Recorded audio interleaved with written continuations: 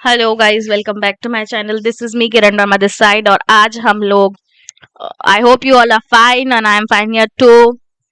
और आज हम लोग जो है स्टार्ट करने वाले हैं फुटप्रिंट्स का चैप्टर 7, जिसका नाम है ग्लिम्पसेस ऑफ इंडिया। और इस चैप्टर में ग्लिम्पसेस ऑफ इंडिया में जो है 3 पार्ट्स में डिवाइडेड है ये चैप्टर। और ग्लिम्स का मतलब है कि एक रूप से जो छोटा विवरण किसी भी जगह का देना, यानी इंडिया का जो है छोटा सा जो डिस्क्रिप्शन होता है ना, मतलब शॉर्ट टूर करवा रहे हैं इन 3 स्टोरी के थ्रू अपने को, तो उसको यहाँ पे बोला गया है ग्लिम्पसेस ऑफ इंडिया। तो चलो हम लोग डिस्कस करते हैं। आज इस वीडियो में हम लोग बेकर फ्रॉम गोवा डिस्कस करने वाले हैं, ठीक है। और आई होप कि तुम लोगों को अच्छे से समझ में आएगा। और तुम्हें अब तक की कोई भी वीडियो में किसी भी तरह का कंफ्यूजन है तो मुझे कमेंट सेक्शन में जरूर कमेंट करके पूछो, मैं तुम्हें जरूर रिप्लाई दूंगी। तो हम लोग स्टार्ट करते हैं ग्लिम्पसेस ऑफ इंडिया। और इसका जो फर्स्ट है बेकर फ्रॉम गोवा, हम लोग ये स्टार्ट करने वाले हैं। तो तुम लोग ध्यान से सुनो और कोई भी क्वेश्चन हो तो कमेंट सेक्शन में पूछना मत भूलना, ठीक है। तो चलो स्टार्ट करते हैं। Baker from Goa. ओके, ये 3 पार्ट में डिवाइडेड है, ऑलरेडी मैं आपको बता चुकी हूँ। पहला वाला बेकर फ्रॉम गोवा है, सेकेंड वाला कूर्ग है, और थर्ड है टी फ्रॉम आसाम। तो हम लोग आज स्टार्ट करने वाले हैं बेकर फ्रॉम गोवा, ठीक है। This is a pen portrait of traditional Goan village baker who still has an important place in his society. Pen portrait मतलब उसकी आंखों देखी चीजें जो है वो इस स्टोरी में जो है लिख रहा है। This is a pen portrait of a traditional Goan village baker. Traditional Goan village baker है, उसने आंखों देखी अपनी चीजें हैं, वो उसका जो है हाल बता रहा है। वो ये बता रहा है कि गोवन बेकर्स जो होते हैं वो आज भी जो सोसाइटी में कितना इंपॉर्टेंट रोल प्ले करते हैं, ठीक है। तो चलो हम लोग स्टोरी पढ़ना स्टार्ट करते हैं। ये लाइन जो है, ये लाइन हमें बता रही है कि हमें इसमें, और चैप्टर का नाम हमें बता रहा है कि हमें एक बेकर है गोवा का, उसके बारे में हम पढ़ने को मिलने वाला है हमें इस स्टोरी में। तो चलो स्टार्ट करते हैं। Our elders are often heard reminiscing nostalgically about those good old Portuguese days, the Portuguese and their famous loaves of bread. तो हमारे जो elders है वो जब पास्ट के बारे में बहुत ज्यादा सोचते हैं ध्यान से, तो उन्हें याद आता है पोर्चुगीज जब भारत में थे। पोर्चुगीज जब भारत में आए थे तब उनके टाइम को जो है हमारे जो एल्डर्स हैं वो याद करते हैं। और वो बताते हैं कि पोर्चुगीज के लिए जो लोफ होता था, यहाँ पे जो वर्ड लोव्स है वो लोफ लोफ लोफ का जो है प्लूरल है, ठीक है। तो उनका जो लोफ के प्रति कितना मतलब कितना ज्यादा प्यार था और कितना फेमस था उनका जो ब्रेड मेकिंग का प्रोसेस था। और उनका जो इंडिया में ब्रेड का इंट्रोडक्शन जो है किसने किया था, पोर्चुगीज की वजह से ही हुआ था। Those eaters of loaves might have vanished, but the makers are still there. और ये बोल रहे हैं राइटर यहाँ पे कि भले ही लोव्स खाने वाले खत्म हो चुके हों या नहीं बचे हों, लेकिन उन्हें बताने वाले आज भी जो है दुनिया में एग्जिस्ट करते हैं गोवा में। We still have amongst us the mixtures, the molders and those who bake the loaves. और वो राइटर यहाँ पे बोलते हैं कि आज भी हमारे पास वो रेसिपी है कि ब्रेड किस तरह से बनते हैं, किस मोल्ड में बनते हैं, वो मोल्डर्स भी आज भी हमारे पास है। और वो लोग भी हमारे पास है जो लोव्स को बेक करते हैं, ठीक है। लोव्स क्या चीज है? लोफ वो आटा होता है जिससे ब्रेड बनता है, ठीक है, उसको लोफ बोलते हैं। Those age old times tested furnace still exist. और वो ये बोलते हैं राइटर कि भले ही खाने वाले लोग खत्म हो गए हैं, लेकिन जिस भट्टी में वो बनता था वो भट्टी आज भी एग्जिस्ट करती है। आज भी वो भट्टी जो है जल रही है, वो भट्टी कहीं भी बुझी नहीं है, आज भी गोवा में वो भट्टी एग्जिस्ट करती है। द थर्ड एंड जिंगल जो है, यहाँ पे राइटर जो है पास्ट टाइम की बात कर रहे हैं। The third and the jingle, the tradition baker bamboo handling his arrival in the morning.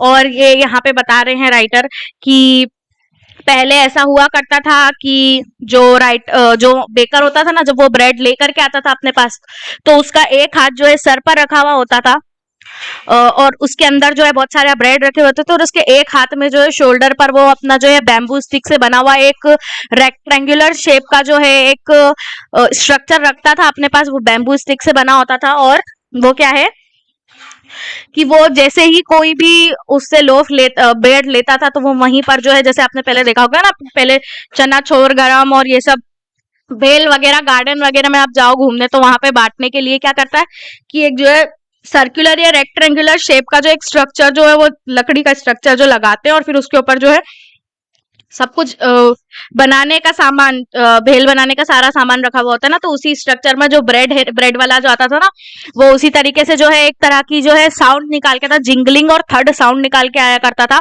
और उसके हाथ में जो है एक बैम्बू का जो है बना हुआ एक रेक्टेंगुलर शेप का स्ट्रक्चर हुआ करता था, जिसे वो बिछाता था और उस पर अपने सारे ब्रेड रखता था। और फिर जो है बच्चों को और सभी लोगों को एक आहट मिलती थी कि हाँ ब्रेड वाला आ चुका है। और आज भी ये चीजें जो है गोवा में कई जगह सुनी जा सकती है, कुछ कुछ जगह ही अवेलेबल है, अब हर जगह ये चीज अवेलेबल नहीं है। और यहाँ पे राइटर बोलते हैं कि भले ही वो जो ब्रेड बेचने वाला उस समय हुआ करता था वो आज नहीं है, लेकिन आज भी उसकी जनरेशन टू जनरेशन यही सब काम कर रही है और ये एक तरह का जो है फैमिली जो प्रोफेशन है वो बन गया है। These bakers are even today known as poder in Goa, और उन्हीं बेकर को आज के प्रेजेंट टाइम में गोवा में क्या बोला जाता है, पैडर बोला जाता है। ठीक है, ओके, पैडर बोला जाता है। ये एक इंपॉर्टेंट क्वेश्चन हो सकता है कि गोवा में आज जो है बेकर्स है उन्हें क्या बोला जाता है, तो उन्हें पैडर बोला जाता है। ठीक है, during our childhood in Goa the baker use to be our friend, companion and guide. तो यहाँ पर राइटर बोलते हैं कि हमारे बचपन के समय जो गोवा में जो बेकर हुआ करता था वो हमारा फ्रेंड हुआ करता था, कंपेनियन हुआ करता था और गाइड हुआ करता था। He use to come at least twice a day, once he set around in the morning on selling around and then again when he return after emptying his huge basket. फिर यहाँ पे राइटर बोलते हैं कि वो हमारी जो गली हमारे घर के सामने से जो 2 बार गुजरता था। एक सुबह जब वो ब्रेड बेचने निकलता था अपनी वो जिंगलिंग साउंड के साथ और हाथ में बैम्बू लिए, और एक समय जब वो अपना जो है ब्रेड की बास्केट से सारा ब्रेड वो सोल्ड करके सेल करके आता था, उस टाइम वो एक बार और हमारे घर से निकलता था। ऐसा यहाँ पे जो राइटर वो बोल रहे हैं। द जिंगलिंग थर्ड of his bamboo woke up from sleep and we ran to meet and greet him.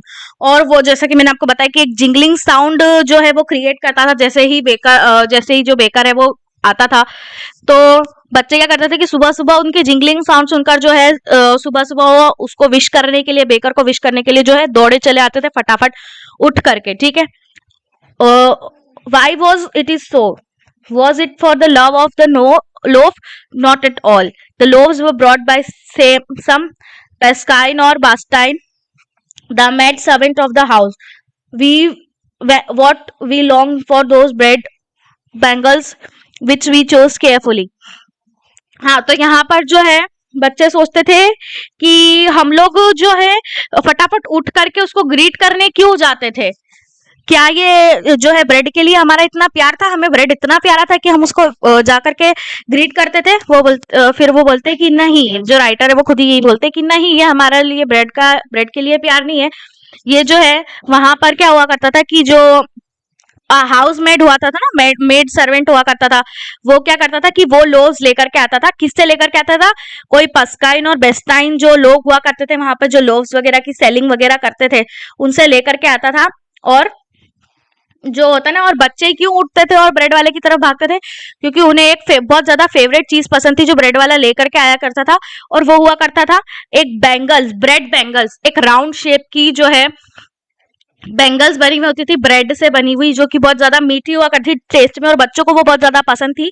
वो एक तरह का स्पेशल तरीके से बनने वाला ब्रेड था जो जिसको बोला वो स्वीट हुआ करता था, स्वीट ब्रेड हुआ करता था वो, जो बच्चों को बहुत ज्यादा पसंद था, इसलिए बच्चे जो है अक्सर उसकी तरफ दौड़े चले जाते थे सुबह जल्दी उठ करके। The baker made his musical entry on the scene with jingling with the झांग झांग sound of his specially made bamboo staff. ठीक है, तो बेकर जो, जैसा कि मैंने आपको बताया कि बेकर जब आता था तो वो क्या करता था, एक झांग झांग करके जो है एक स्पेशल म्यूजिक एंट्री लेता था, और किस तरीके से आता था, बैंगो की आवाज निकाल करके आता था, जिससे सभी लोग पहचान जाते थे कि हाँ ब्रेड वाला आ चुका है, बेकर आ चुका है। One hand supported the basket on his head and on the other bank the bamboo on the ground. और मैंने जिस तरह से बताया कि एक हाथ से जो वो अपना सर पर जो है ब्रेड की टोकरी रखता था और एक हाथ से जो है बैम्बू बजाता चलता जाता था, और उसकी वजह से सभी लोगों को समझ में आता था कि हाँ ब्रेड वाला आ चुका है। ठीक है, कहाँ पे थे हम लोग? He would greet the lady of the house with the good morning and then place his basket on the vertical bamboo. जैसे कि मैंने आपको बताया कि जैसे ही वो आता था तो जहां पर भी वो अपना जो है जो अपना वर्टिकल बाम्बू बिछाता था उसके ऊपर बास्केट रखता था, तो वहां पर जो लेडी हुआ करती थी उसको ग्रीट करता था, गुड मॉर्निंग या जो भी है वो ग्रीट करता था, और फिर जो है अपना ब्रेड वगैरह सेल करता था। We kids would be pushed aside with a mild rebuke and the loaves would be delivered to the servant. और जो बड़े बड़े घर हुआ करते थे उस घर में क्या हुआ, जो सर्वेंट हुआ करते थे ना, तो वो सर्वेंट ब्रेड लेने आते थे, और घर की जो मालकिन होती थी वो उन्हें, जो बेकर्स होते वो उन्हें ग्रीट करते थे, घर की मालकिन को, और जो सर्वेंट हुआ करते थे वो ब्रेड लेने आते थे। और वहां पर जो है बहुत सारे बच्चे जो इकट्ठा हुआ हो जाया करते थे उस टाइम पे, और बच्चे जो है वो ब्रेड की बास्केट में झांकने की कोशिश करते थे कि इसमें क्या है, कैसा है, क्यों है। बच्चे अलग अलग प्रकार से जो है ना, थोड़े से बच्चे क्या होते हैं, नॉटी होते हैं, तो कोई क्या करता है, कोई बेंच लगा के खड़े हो जाता है, कोई जो है किसी वॉल पे खड़े हो जाता है, ये देखने के लिए कि उस बास्केट में क्या क्या है। तो यहाँ पर जो राइटर है ना, वो उनके बचपन की जो यादें हैं जो जुड़ी हुई है वो सब जो है डिस्क्राइब कर रहे हैं यहाँ पे। और let's go further on, let's move on. I can still recall the typical fragrance of those loaves. और यहाँ पर राइटर बोलते हैं कि आज भी जो है मैं अपनी उसकी जो लोव्स की खुशबू जो है आज भी मेरे जहन में जो है बरकरार है, और मैं उसको अभी भी जो है रिकॉल कर सकता हूँ, मुझे वो अभी भी याद आता है कि वो उसकी स्मेल किस तरह की हुआ करती थी। Loafers for the elders and the bangles for the children. और यहाँ पे बताते हैं कि लोफर्स जो लोफर्स क्या, लोव जो हुआ करते थे वो एल्डर्स के लिए हुआ करते थे, और जो स्वीट बैंगल्स जो मैंने बताया सर्कल शेप की जो स्वीट बैंगल्स हुआ करती थी वो चिल्ड्रन के लिए जो है वहां पे हुआ करती थी। Then we did not even care to brush our teeth और वॉश आवर माउथ्स प्रॉपर्ली। और यहाँ पे बोलते हैं कि फिर हमें कोई केयर नहीं होती थी, हमको जब वो स्वीट ब्रेड मिल जाया करता था तो हमें कोई केयर नहीं होती थी कि हमने ब्रश किया है नहीं किया है, और हम जो है उस बिना ब्रश करे ही हमने हमारा मुंह धोया ही नहीं धोया, और हम बिना ब्रश करे ही जो है अपना ब्रेड खा लिया करते थे। We would take the trouble of plucking the mango leaf for the toothbrush. और वहां पर उस टाइम पे क्या हुआ करता था कि पहले जैसे अपने यहाँ जो है ना ब्रश का इन्वेंशन नहीं हुआ था, आज तो ब्रश का इन्वेंशन हो चुका है तो हम लोग ब्रश पे ब्रश करते हैं। पहले क्या होता था, नीम की लकड़ी से दातून किया जाता था। तो यहाँ पर जो है यहाँ पे क्या होता था कि ये लोग मैंगो लीव्स को तोड़ करके उससे ब्रश करते थे। तो राइटर बोलते थे कि हम क्यों तकलीफ उठाएं, जब हम बासी मुंह ही खा सकते हैं तो हम क्यों तकलीफ उठाएं कि मैंगो लीफ तोड़ करके फिर ब्रश करो। इतना मैंने कभी सोचा ही नहीं, और मैं इतना एक्साइटेड हुआ करता था ब्रेड को खाने के लिए कि मैं डायरेक्ट जो है गरम गरम चाय पीता था, और उसके बाद जो है और फिर जो है अपना ब्रेड खाया करता था, मतलब बिना ब्रश करे ही चाय वगैरह पी लेता था और ब्रेड खाया करता था। ठीक है, ब्रेड मतलब वही round sweet bread. Marriage gifts are meaningless without the sweet bread known as the bol. और वहां पर उस टाइम पर जो है आज भी मतलब होगी ये प्रथा, कहीं ना कहीं एग्जिस्ट करती होगी गोवा में, लेकिन अभी हम लोग अवेयर नहीं है इस चीज से। राइटर उस टाइम की बात करें कि उस टाइम जो है मैरिज में जो है एक स्वीट ब्रेड हुआ करता था। मैरिज का कोई मतलब ही नहीं हुआ करता था अगर उसमें स्वीट ब्रेड जिसका नाम बोल है वो अगर वहां उस मैरिज में हुआ नहीं करता था, तो मैरिज का कोई मैरिज गिफ्ट में कोई मतलब ही नहीं होता था। मतलब कि जैसे आप शादी पार्टी में जाते हो तो गिफ्ट देते हो ना, तो यहाँ पर जो है बोल जो एक स्वीट ब्रेड है, अगर वो मैरिज में गिफ्ट नहीं दिया गया तो मैरिज जो है मीनिंगलेस हो जाया करती थी। जस्ट एज अ पार्टी और अ feast loses it's charm without bread. और ये बोलते हैं कि जैसे कि एक पार्टी और फीस्ट है वो ब्रेड के बिना काम नहीं करती, वैसे यहाँ पे जो है मैरिज भी मीनिंगलेस हो जाती थी एक स्वीट ब्रेड अगर वहां पे नहीं प्रेजेंट होता था, जिसका नाम है bol, BOL bol. Okay, not enough can be said to show how important a baker can be for a village. और जो है यहाँ पे राइटर बोलते हैं कि ये सिर्फ इतनी ही चीजें काफी नहीं है ये बताने के लिए कि बेकर जो है किसी विलेज के लिए इतना इंपॉर्टेंट क्यों हुआ करता था। The lady of the house must prepare sandwich on the occasion of her daughter's engagement. Cakes and bolinhas are must for the Christmas as well as for other festival. Okay, तो यहाँ पर ये लोग बोलते हैं, ये राइटर बोल रहे हैं कि जो घर की लेडी हुआ करती थी वो सैंडविच प्रिपेयर करती थी अपनी डॉटर के एंगेजमेंट के ओकेजन पर, और क्रिसमस के टाइम पर केक्स और बोलिनास जो होते हैं वो भी प्रिपेयर होते थे, और अदर फेस्टिवल्स पे भी जो है केक्स और बोलिनास जो है बनाए जाते थे। Thus the presence of the baker's furnace in the village is absolutely essential. और इसीलिए ही जो है बेकर का जो है गांव में होना बहुत ज्यादा एक एसेंशियल, बहुत ही जरूरी चीज माना गया है। द ब्रेकर और the bread seller for those days is a particular dress known as kabai. और उस टाइम पर जैसे आज प्रेजेंट में आप देखो तो डॉक्टर की एक ड्रेस है ना, मतलब वो ड्रेस कोड होता है ना, वैसे ही उस टाइम पर जो है जो बेकर थे गोवा के उनका एक ड्रेस कोड हुआ करता था जिसका नाम था कबाई। और वो जो है ना नी लेंथ की एक स्कर्ट होती थी, जो नी से नीचे की लेंथ की एक स्कर्ट पहना करते थे, है ना, जो कि फुल लेंथ की हुआ करती थी, और लॉन्ग देन हाफ पैंट्स की तरह जो एक वो पैंट पहना करते थे उसके नीचे। और जो है even today anyone who wears a half pant which reaches just below the knee invites a comment that he is dressed like a peddler। और आज भी अगर कोई जो है नी लेंथ से नीचे वाली कोई स्कर्ट पहन ले और उसके नीचे शॉर्ट पैंट ट्राउजर पहन ले तो लोग उसे जो है पैडर से ही कंपेयर करते हैं और उसको पैडर ही बोलते हैं। जैसे आप किसी किसी डॉक्टर की ड्रेस पहने या नर्स की ड्रेस पहने हुए किसी को देख लोगे तो आप यही बोलोगे अरे तू तो नर्स है। वैसे यहाँ पर अगर आज भी कोई जो है नी लेंथ से नीचे स्कर्ट पहन ले और एक जो है शॉर्ट लेंथ पैंट पहन ले तो उसको जो है पैडर ही बोला जाता है। मतलब वहां पर जो बेकार हुआ करता था ना उसको वहां पे पैडर बोला जाता था।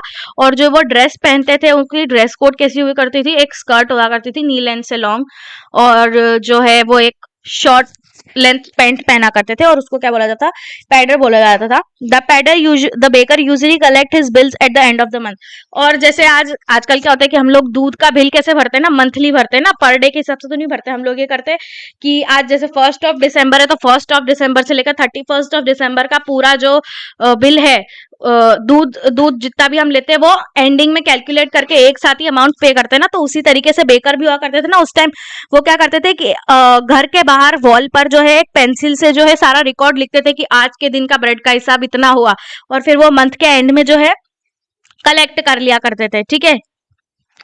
Baking was Indeed Baking was indeed a profitable profession in the old days. The baker and his family never starved. और उस टाइम पर जो है बेकिंग जो एक बहुत ही प्रॉफिटेबल यानी एक प्रॉफिटेबल प्रोफेशन हुआ करता था, यानी बहुत मुनाफा हुआ करता था उसमें। और उस टाइम पर की बात बता रहे हैं यहाँ पे। और जो बेकर की फैमिली वो जो है कभी भूख से नहीं मरती थी, मतलब हमेशा उनका जो बिजनेस है वो प्रॉफिटेबल कंडीशन पर चलता था। और मतलब जो है सभी लोग जो हष्ट पुष्ट हुआ करते थे जो है ब्रेड वगैरह खाने के बाद। और आजकल के जो बड़े बड़े ये फिजिक जो मैं बोलूँ बड़े बड़े जो बॉडी बिल्डर्स हैं उनकी उनकी कैपेबिलिटी और उस टाइम ब्रेड खाने वालों की कैपेबिलिटी जो है आसानी से कंपेयर की जा सकती है ना। और इसी तरीके से जो है हमारा चैप्टर फिनिश होता है। यहाँ पे जो है बताया गया है कि गोवा में ब्रेड जो इतना ज्यादा इंपॉर्टेंट क्यों है। आई होप कि तुम लोगों को चैप्टर बहुत अच्छे से समझ में आएगा। चैप्टर बहुत ही इंटरेस्टिंग चैप्टर है और हमें इंडिया का जो है एक शॉर्ट टूर दिया करता है कि इंडिया में कहाँ पे कौन सी चीज किस तरह से प्रेजेंट है। तो आई होप कि तुमको समझ में आ गया होगा। कौन सा समझ में आ गया होगा? Baker from Goa. मैंने ये वाला कंप्लीट कर दिया है। होप कि तुम लोगों को समझ में आ गया होगा। Like share and subscribe to the channel. अगर किसी भी तरह का डाउट है तो मुझे कमेंट सेक्शन में जरूर पूछना। आगे के 2 चैप्टर्स जो कि मतलब 2 पार्ट्स बोलूंगी चैप्टर 7 के, जो कि है कूर्ग और अ टी फ्रॉम आसाम, वो मैं नेक्स्ट वीडियो में करने वाली हूँ। ये 2 वीडियो में आएंगे ये दोनों पार्ट्स। कूर्ग नेक्स्ट वाली वीडियो में और उसके आने वाली वीडियो उसकी नेक्स्ट वीडियो में टी फ्रॉम आसाम में कंक्लूड करने वाली हूँ। तो ये चैप्टर हम जल्दी से जल्दी खत्म करेंगे। मैं आज ही इसकी वीडियो बना करके कंप्लीट कर दूंगी और अपलोड भी कर दूंगी।